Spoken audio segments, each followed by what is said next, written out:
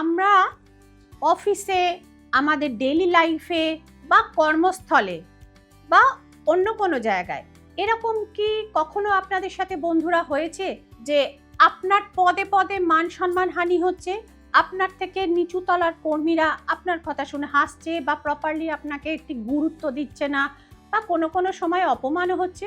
যদি সেটা হয় তাহলে আপনার হরোস্কোপ যদি থাকে তাহলে আপনি খুলে দেখুন আপনার রবি সেখানে কোন জায়গায় আছে। রবি দ্বাদশস্থ নেই তো, ষষ্ঠস্থ নেই তো, অষ্টমস্থ নেই তো, অর্থাৎ এই সমস্ত জায়গাগুলো হচ্ছে দুস্থান এবং এইখানে যে গ্রহের দৃষ্টি পড়ে তারাই কিন্তু মানে সেক্ষেত্রে খারাপ ফল দেয়, অর্থাৎ কুফল দেয়। অর্থাৎ রবি গ্রহটি আমাদের কি দেয়? মান সম্মান, লিডারশিপ, সামাজিক প্রতিষ্ঠা, রাজনৈতিক সাফল্য ইত্যাদি, এবং গভর্নমেন্ট জব, যেটা কিন্তু রবির কৃপাতেই পাওয়া যায়। তো সুতরাং বন্ধুরা, আপনাদের যদি রবি গ্রহটি অর্থাৎ সান উইক থাকে তাহলে এই সমস্ত জায়গাগুলো তো দেখবেন আপনার রিভার্স ফল হচ্ছে। অর্থাৎ যে কথাগুলো আমি বললাম, আপনার কর্মচারীরা আপনার কথা শুনবে না, আপনাকে হ্যারাস করবার চেষ্টা করবে বা নিচুতলার কর্মীর দ্বারাও অপমানিত হতে পারেন। এবং দেখবেন যে যারা রাজনৈতিক নেতারা রয়েছেন, সব থেকে বড় উদাহরণ হচ্ছে ভোটে হারবেন। তো এই যে জায়গাগুলো, তো এগুলোকে আপনারা রিভাইজ করবেন কি করে? আজকে আপনাদের আমি অর্থাৎ শ্রীময়ী চক্রবর্তী আপনাদের দেব রবি গ্রহকে উচ্চস্থ করার বা বুস্ট আপ করার ঘরোয়া টোটকা। ফলো করে দেখবেন শ্রীময়ীর এই টোটকাগুলো, অবশ্যই সেক্ষেত্রে উপকার পাবেন। এবং এই রকম ঘরোয়া টোটকা এবং টিপসের জন্য আপনাদের কি করতে হবে? আপনাদের ফলো করতে হবে এবং শেয়ার করতে হবে ট্যারট গাইডেন্স উইথ শ্রীময়ী, এবং অবশ্যই চ্যানেলটিকে সাবস্ক্রাইব করতে হবে। তো এবার চলে আসা যাক, কি করে বুঝবেন? ধরুন আপনার হরোস্কোপ নেই, আপনার নিজের ডেট অফ বার্থ আপনার সঠিকভাবে জানা নেই, তাহলে আপনার রবি গ্রহ যে খারাপ আপনি কি করে বুঝতে পারবেন? খুব সোজা একটি পদ্ধতি বলে দিচ্ছি। এর উদাহরণ আছে আমাদের করতলে, অর্থাৎ আমাদের হাতে। ক্যামেরার সামনে আমার ডান হাতটি আমি দেখাচ্ছি বন্ধুরা। এই অংশটি অর্থাৎ অনামিকা আঙুলের যে নিচের অংশটি, এইখানে হচ্ছে রবি গ্রহের বা সানের অবস্থান। এইখানটা যদি কোনো রকম ক্রস চিহ্ন থাকে বা ওপর থেকে লাইন যদি নিচের দিকে নামতে থাকে, তো বা যদি কোনো চোখ বা মানে এরকম চোখের মতো শেপের অংশ থাকে, তাহলে বুঝবেন আপনার রবি দুর্বল এবং এই অংশটাও অন্যান্য অংশের তুলনায় রবি মাউন্টটা একটু নিচু হবে, অর্থাৎ একটু বসে যাওয়া টাইপের হবে। তাহলে বুঝবেন আপনার রবি দুর্বল। সেক্ষেত্রে আপনার হরোস্কোপের প্রয়োজন নেই, হরোস্কোপের জায়গাগুলো আমি বলে দিয়েছি। কোনখানে রবির অবস্থান থাকলে বুঝবেন রবি গ্রহ দুর্বল।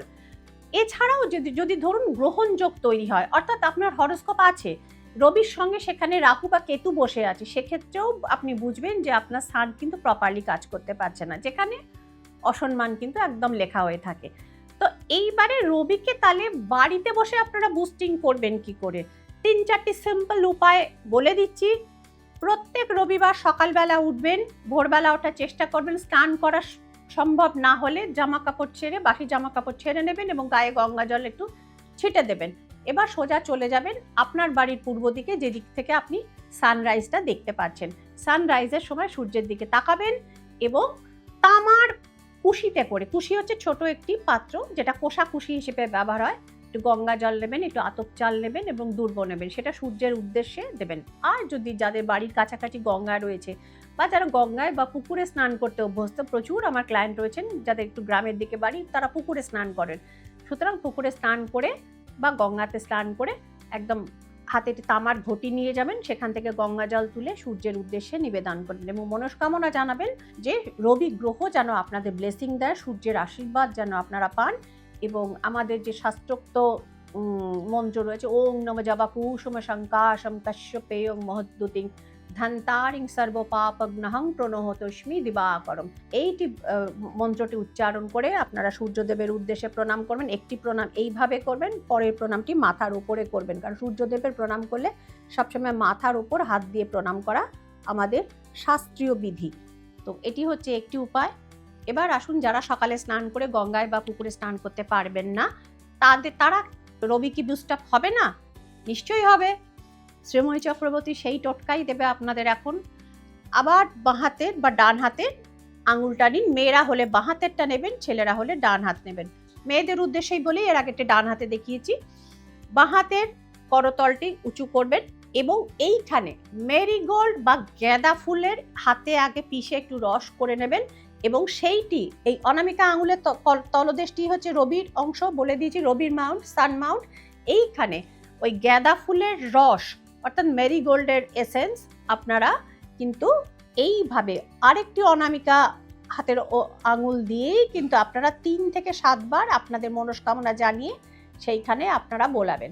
এইটা মানে মোটামুটি 9টি রবিবার আপনারা এই জিনিসটি ফলো করুন, দেখবেন ধীরে ধীরে ধীরে ধীরে আপনার পজিটিভিটি লাইফে ফিরে আসছে। অর্থাৎ যে কথায় কথা হ্যারাস হতেন বা পরিবারের সদস্যদের দ্বারা হিউমিলিয়েটেড হতেন বা অফিসে বস আপনাকে হেকেল করতেন, এই জিনিসগুলো কমবে। যদি গাঁদা ফুলের এইভাবে রস আপনারা না দিতে পারেন তাহলে সোজা চলে যাবেন বজরংবলীর মন্দিরে। সেখানে বজরংবলীর গায়ে যে মানে সেই কমলা রঙের অরেঞ্জ কালারের যে সিঁদুর লেপন করা হয় সেইটি একটু চেয়ে নিয়ে আসবেন এবং সেটিও এই ডান হাতের অনামিকা দিয়ে বাঁ হাতের অনামিকায় রবির মাউন্টে, সানের মাউন্টে আপনারা লাগাবেন। আর ছেলেদের ক্ষেত্রে ঠিক রিভার্স, বাঁ হাতের অনামিকা দিয়ে ডান হাতের অনামিকার তলায় অর্থাৎ রিং ফিঙ্গার যাকে আমরা বলি, যেখানে বিবাহ বা বাগদানের আংটি পরানো হয়, তার তলায় রবির মাউন্টে আপনারা এই ওই বলে না সিন্দুরি রং অর্থাৎ হনুমানজি বজরংবলীর গায়ে যে রং থাকে অরেঞ্জিশ অর্থাৎ মেটে সিঁদুর, আমরা বাঙালিরা যাকে মেটে সিঁদুর বলে থাকি, সেই রং আপনারা লাগিয়ে দেবেন। সেটাও যদি আপনাদের পক্ষে অ্যাভেলেবেল না হয়, করা সম্ভব না হয়, কেসার বা জাফরান নেবেন। কমলা রঙের এই বস্তুটি একটু দাম হলেও বাজারে এটা মানে অ্যাভেলেবিলিটি থাকে। তো 1 কৌটো কেসার নিয়ে এসে রেখে দেবেন এবং একটি কেসার জলে গুলে অরেঞ্জ কালার করে রেখে দেবেন এবং সেই মেয়েরা ডান হাতের অনামিকা দিয়ে বাঁ হাতের অনামিকার তলায় এটিকে লেপন করবেন এবং মনে মনে আপনার মান সম্মান পুনরুদ্ধারের মনস্কামনা করবেন। এবং পুরুষেরা বাঁ হাতের অনামিকা দিয়ে ডান হাতের অনামিকার তলায় এটিকে লেপন করবেন মনস্কামনা। সেক্ষেত্রে আপনার সরকারি চাকরির মনস্কামনা হতে পারে, আপনি যদি বয়স্ক হন, আপনার সন্তানরা আপনার সাথে সদ্ব্যবহার করে না, দুর্ব্যবহার করে, তার জন্য আপনি মনস্কামনা করতে পারেন। মিনিমাম 9টা সপ্তাহ কিন্তু সেক্ষেত্রে আপনাদের করতেই হবে। বলে না অধিকন্তু ন দোষায়, বেশি হলে ক্ষতি নেই। যদি দেখেন এটা থেকে মানে এই প্রয়োগটি করার পর এই জিনিসটিকে আপনাদের ধীরে ধীরে ধীরে ধীরে ঋত সম্মান পুনরুদ্ধার হওয়া শুরু হয়েছে, don't stop the process, please do continue this. আপনারা এটা কন্টিনিউ করুন এবং দেখবেন যে একটা সময় অবশ্যই আপনার প্রার্থিত যে মনোমত যে মান সম্মান প্রাপ্তির জায়গাটি আপনার মনে লুকোনো ছিল সেই জায়গাটি আপনি ফেরত পাচ্ছেন।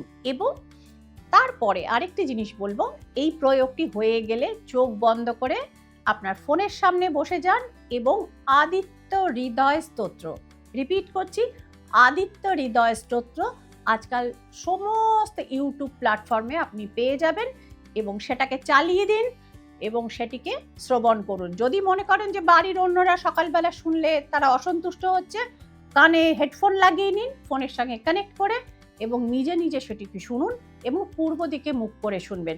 শেষ হলে প্রণাম করবেন, আবার পরের দিনে রবিবারের জন্য এই পদ্ধতিটি আবার তুলে রাখবেন, অর্থাৎ নেক্সট রবিবার এটা আপনাকে আবার করতে হবে। এবং প্রত্যেকদিন সকালবেলা উদীয়মান সূর্যকে প্রণাম করবেন এবং আপনার মান সম্মান পুনরুদ্ধারের জন্য কিন্তু আপনি প্রার্থনা করবেন।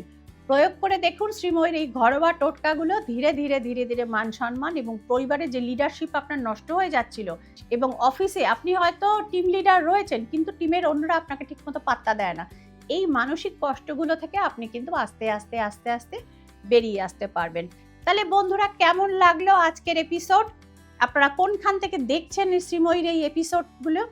তো সুতরাং আপনারা কিন্তু সেটা জানান এবং আর কি জানতে চান শ্রীময়ীর কাছ থেকে সেটাও কিন্তু আপনারা কমেন্ট সেকশনে জানাতে পারেন। আর যারা সরাসরি শ্রীময়ীর কাছে আসতে চান গ্রহ প্রতিকার এবং অন্যান্য কেরিয়ার গ্রোথ বা কেরিয়ার কনসালটেশনের জন্য বা রিলেশনশিপ রিকভারি করার জন্য, তো সেক্ষেত্রে নাম্বার যাচ্ছে, এই নাম্বারগুলো কিন্তু আপনারা ফোন করতে পারেন, করে যোগাযোগ করে নেবেন এবং উইদাউট অ্যাপয়েন্টমেন্ট সহজে আমার পক্ষে দেখা সম্ভব হয় না, অবশ্যই আসবার আগে অ্যাপয়েন্টমেন্টটি ফাইনাল করে নেবেন। দেখা হচ্ছে বন্ধুরা পরবর্তী এপিসোডে। সকলে ভালো থাকবেন, আনন্দে থাকবেন, নমস্কার।